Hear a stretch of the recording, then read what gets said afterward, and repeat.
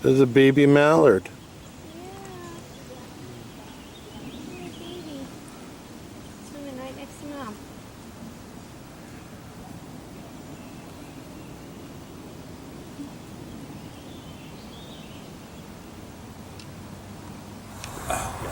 Hi, this is John Golden. I'm here in Pennypack Park, and I'm here with two people who came a long way to come visit me, and I'm very thankful for that. Margarida and Andy, say hello. Hey! We're in the park, and I'm trying to continue my park interviews. So, my issue is advocacy for 9/11 justice. What brief things do you have to say about 9/11 in general?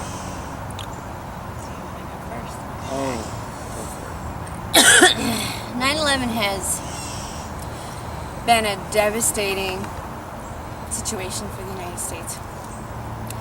There's a couple layers going on here. There's the outward devastation of having been attacked and kind of shaken from our complacency. Unfortunately, the people of the world know it quite well. We do it to everyone else.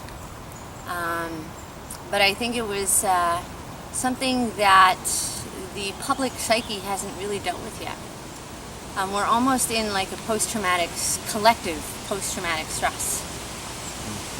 There's a lot of the usual outward signs of grief, denial, resistance, some acceptance. Everyone kind of has different points where they evolve in their understanding of what happened. Mm-hmm. For some of us, it changed our lives forever. For the world, it changed the world forever.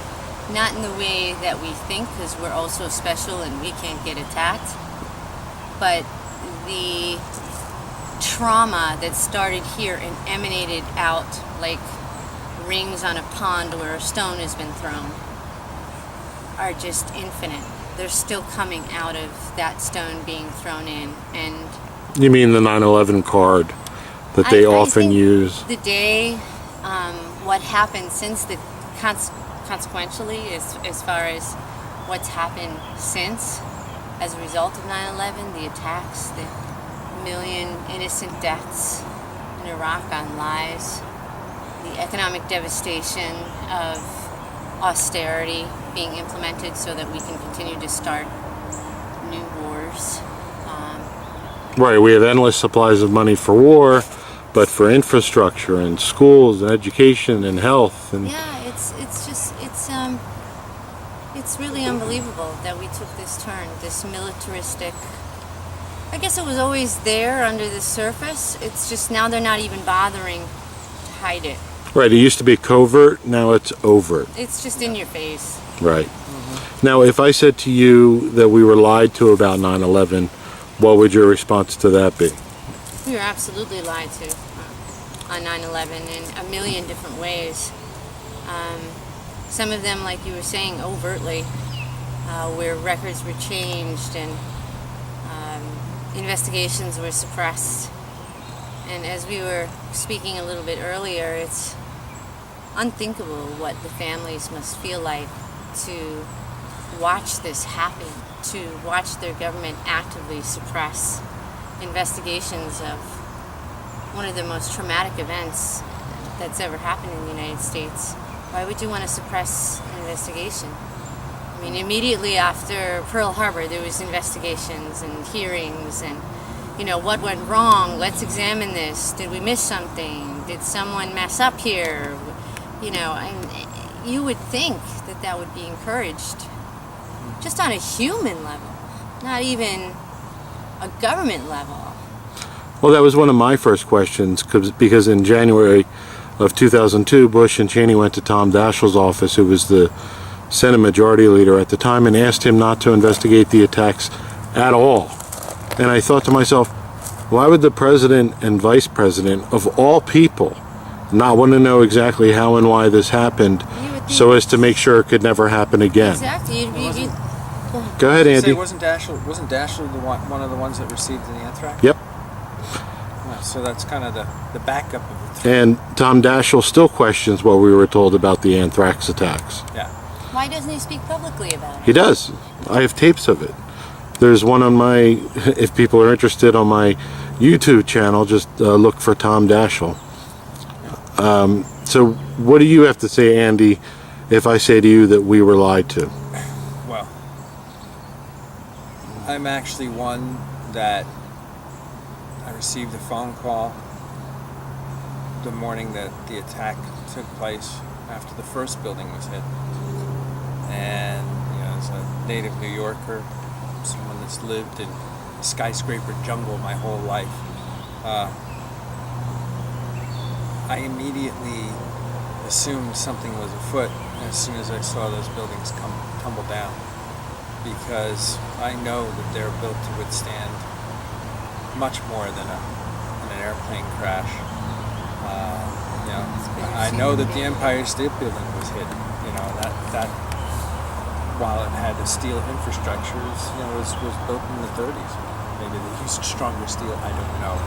But at the end of the day, there's not been a moment since then that hasn't gone by when I've, looked at any of the evidence that comes up, and how to weigh it, plus minus. But at the end of the day, I know that something more serious has happened. In terms of pulling the wool over the people's eyes, not investigating, not telling any of the truth that's there. Right. It's trouble. The report that was written is just full of inconsistency. The 9/11 report. It's completely inconsistent. You wouldn't even accept that from a police officer in an accident scene. If he wrote a report that inconsistent, the insurance company would be like, I don't think we're going to accept this report. We need some further investigation. I mean, your average American who might be involved in an automobile accident is not going to allow a tow truck to pull away all of the evidence before it's recorded or documented by a police officer. In 9/11, as soon as the metal was cool, they were loading it off, Right. I think some of that was the emotional side, like the wanting so badly to get back to normal life. But then they wouldn't allow us to get back to normal life with the constant, Well, with misuse. regards to removing the material, one of the most disgusting aspects of that is that in Fresh Kills, landfall, there are still 9/11 family remains in Fresh Kills, and Wow. 9/11 family member Lori Van Auken referred to it as ghoulish, and it's just. Are they keeping them separate from the rest of the trash, They- or did they just intermingle it after they? As far as I know, it's decided just to get intermingled. And they spent some time, I think it was a year ago, looking through. They spent 10 weeks, and they found 30 some odd more family members, and Yeah, I no, didn't know that. We Yeah. saw a documentary where they were showing them go through their process of sifting through all that material, but it might have been in the early days because it was all together. right. And of course, Fresh Kills is it's a massive landfill, but you would have thought that since they had it in a pile to start with, that they would have left it for further review later, Right. as opposed to mixing it in. That's terrible. No, I did not know that. That's terrible. That is terrible. Do you think that if the truth of 9/11 were told, or if we were able to find out what the exact truth was, that it would put an end to what I consider to be what is called the post 9/11 world and everything that entails? I think a couple things. I've thought about this on a few occasions. I think the shock of the truth, even the bits that we have that we can substantiate with hard evidence, if those were widely known, I think the shock of it might devastate this country in ways that we cannot fathom right now. Just the coming face to face with the horror of that, Right. of that our government could do something like that. Like I said, I don't exactly know what happened that day, but I don't believe what they told us happened.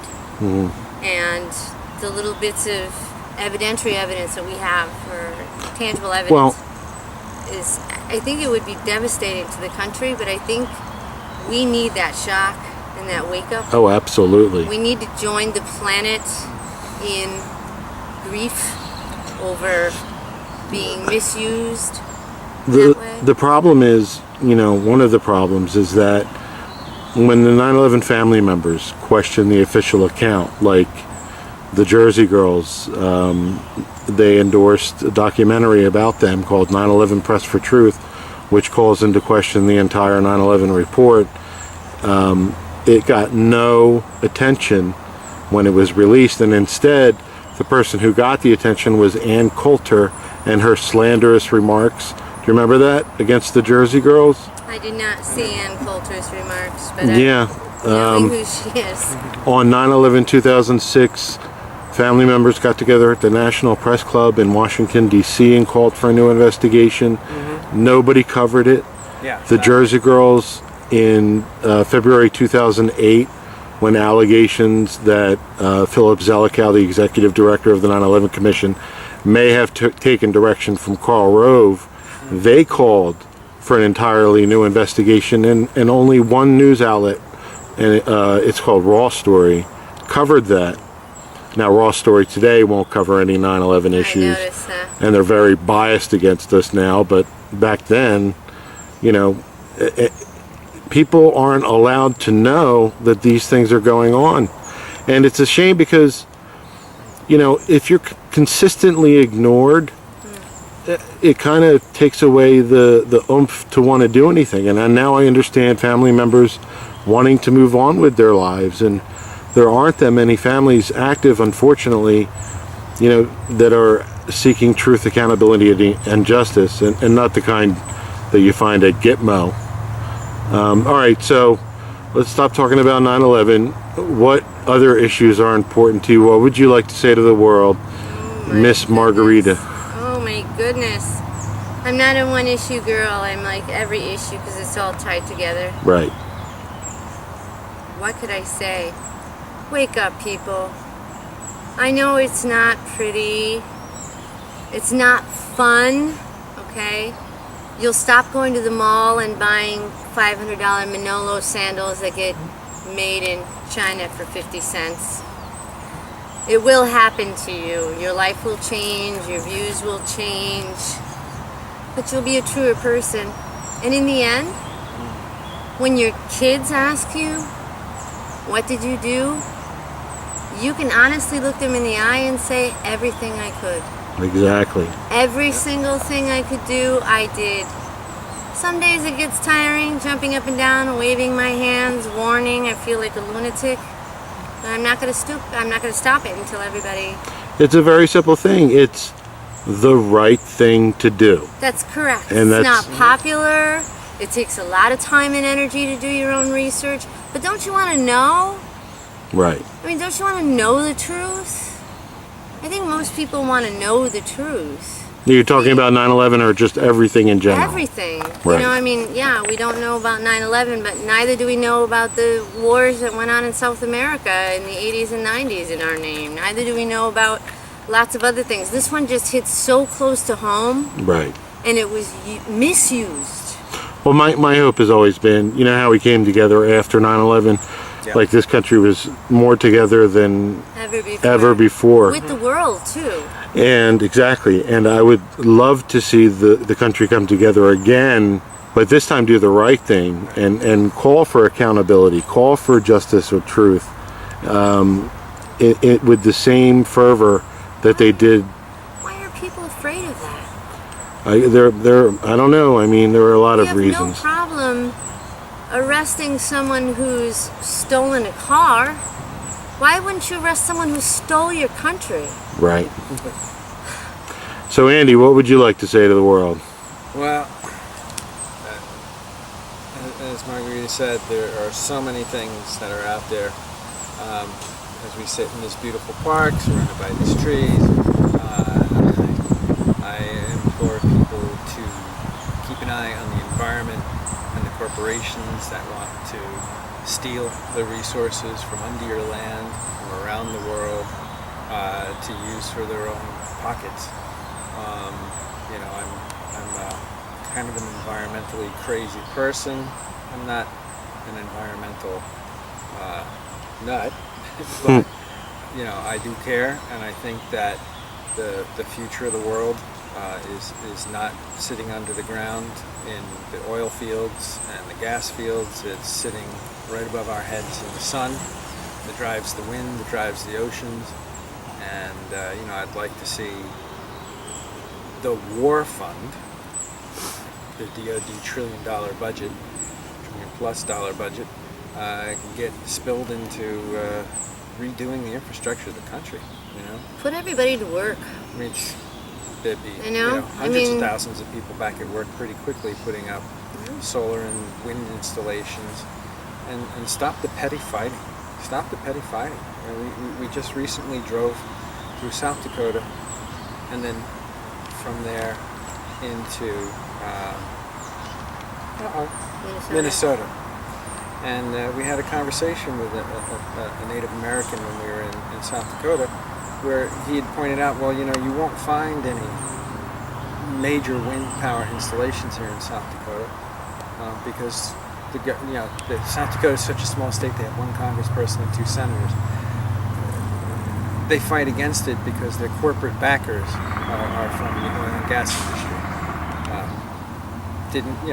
Pipelines are going in, you know, right under the, you know, right above the Oglala aquifer, and you know, they resist and push against, you know, and try and limit things. And we crossed the border into Wisconsin, no, Minnesota, and there were hundreds of windmills everywhere you could see, wide open plains. I mean, the wind's blowing all the time.